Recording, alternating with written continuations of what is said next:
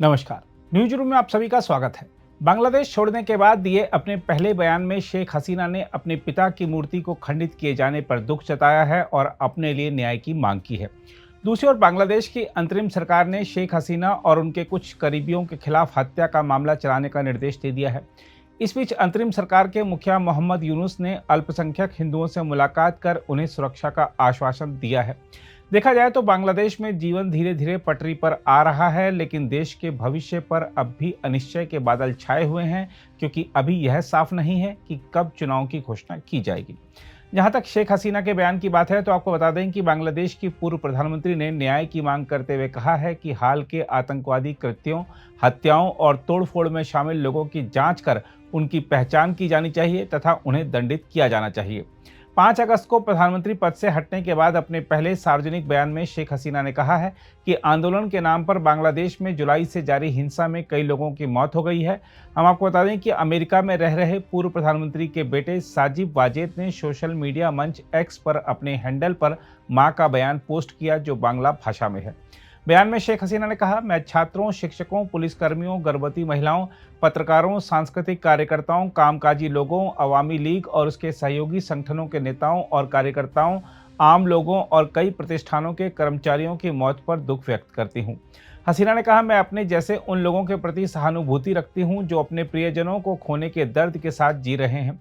उन्होंने कहा, मैं इन हत्याओं और आतंकवादी कृत्यों में शामिल लोगों की पहचान करने के लिए उचित जांच और उन्हें उचित सजा देने की मांग करती हूं। अपने बयान में शेख हसीना ने हिंसा के दौरान बंगबंधु संग्रहालय को जला दिए जाने पर दुख व्यक्त करते हुए कहा कि हमारे पास जो स्मृति और प्रेरणा थी वह जलकर राख हो गई।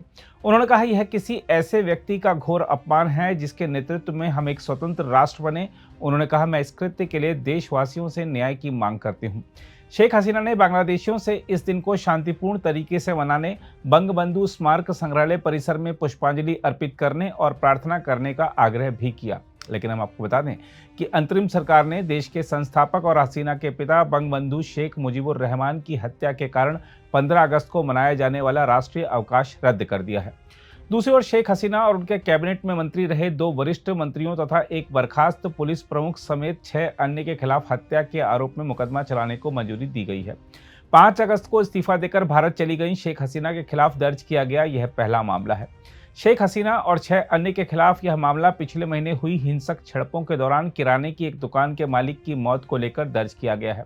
अदालत के एक अधिकारी ने बताया है कि ढाका के मोहम्मदपुर क्षेत्र के एक निवासी द्वारा दायर मामले के आधार पर मेट्रोपॉलिटन मजिस्ट्रेट राजेश चौधरी ने पुलिस को इसे प्राथमिकी के रूप में दर्ज करने को कहा है। उन्होंने कहा कि मामले में 6 अन्य आरोपियों अवामी लीग के महासचिव और पूर्व सड़क परिवहन मंत्री ओबैदुल कादिर, पूर्व गृह मंत्री असदुज्जमा खां, बर्खास्त पुलिस महानिरीक्षक अब्दुल्ला अल मामून, ढाका के पुलिस आयुक्त हबीबुर रहमान, अतिरिक्त आईजीपी हारून उर रशीद और अतिरिक्त संयुक्त आयुक्त बिप्लब कुमार के नाम शामिल हैं।